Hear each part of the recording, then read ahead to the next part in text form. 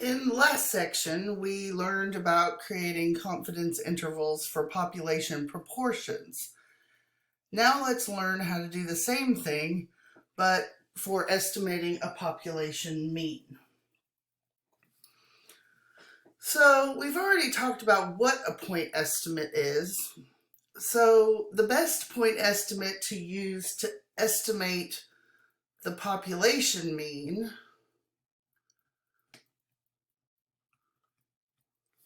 which we denote with that Greek letter mu, is of course the sample mean, x bar.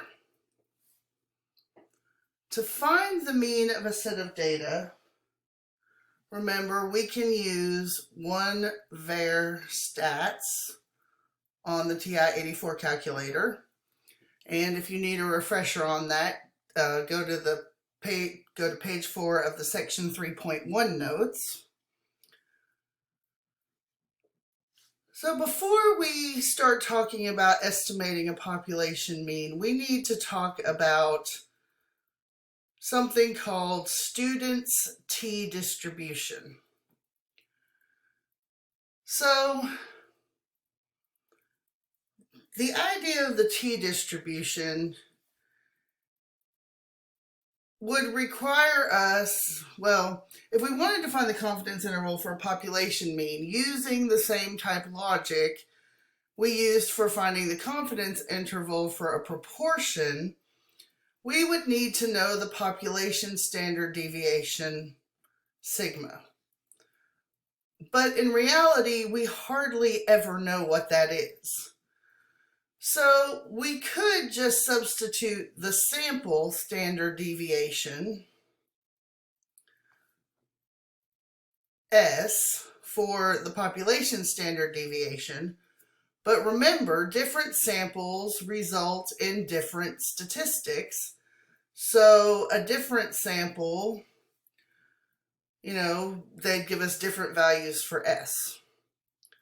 So to compensate for that problem, we use students' t-distribution to account for the increased variability from using the sample standard deviation instead of the population standard deviation.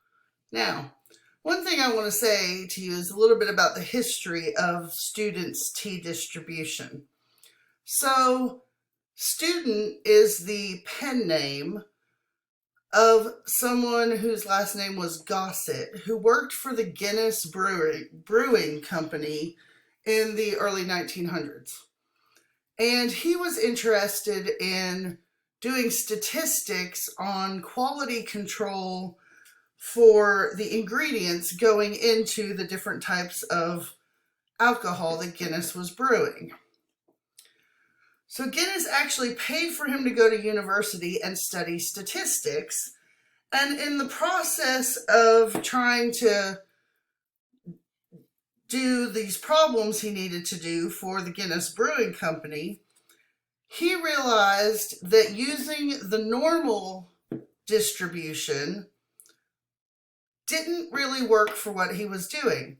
So he invented the t-distribution.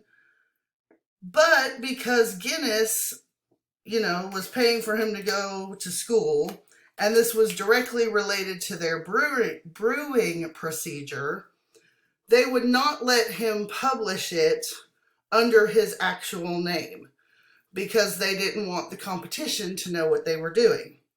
So he chose the pen name Student. And I just want to point this story out to you as an example of how new types of mathematics are developed based on existing real-world problems. Anyway, let's talk about the properties of the t-distribution. So, a t-distribution is different for different degrees of freedom. So, degrees of freedom are always one less than the sample size, meaning that the degrees of freedom is n minus 1. And we frequently abbreviate degrees of freedom as df. So the reason that the degrees of freedom are always one less than the sample size is because if we have a given sample standard deviation, all the data values used to calculate the sample standard deviation are free to be any number at all, except the final data value is constrained because we know what the sample standard deviation is and we know all the other data values. So it can only be the value that makes the equation true. So that final data value is dictated by all the other data values we have. So the t-distribution, just like the normal distribution, just like the standard normal distribution, is centered at 0 and it's symmetric about 0. Just like with a normal curve, the area under the curve is 1, and the area under the curve to the left of 0 is 0.5, and the area under the curve to the right of 0 is also 0.5. Again, this is just like our standard normal curve. Okay, a couple other properties it has. As t either decreases or increases without bound, meaning as it gets very, very small towards negative infinity or very, very large towards positive infinity, the graph approaches but never equals 0, meaning it never touches the horizontal axis. This is just the same as with the standard normal distribution. Now here's one of the differences. The area in the tails of the t-distribution is a little bit greater than the area in the tails of the standard normal distribution.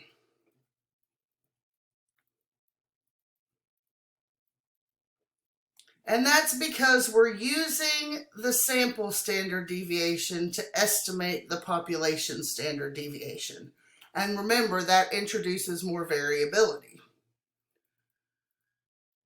So the interesting thing about the t-distribution is as our sample size n increases,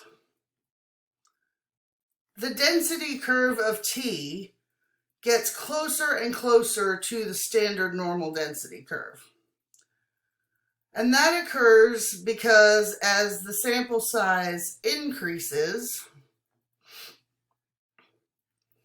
the values of S, the sample standard deviation, get closer to the value of the population standard deviation. And that is because of the law of large numbers. And if you need a quick refresher on the law of large numbers, go back to page 1 of section 5.1 for what the law of large numbers is about. So here we have an illustration. You can see this very top curve is our standard normal distribution, and I would really wish that said standard,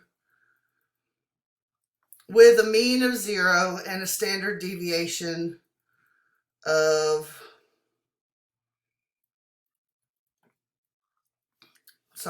1. And our t-distributions act differently. But you can see the yellow line is with a sample size of 5. And its tail is bigger because it's higher, so it has more area under it, than the standard normal curve.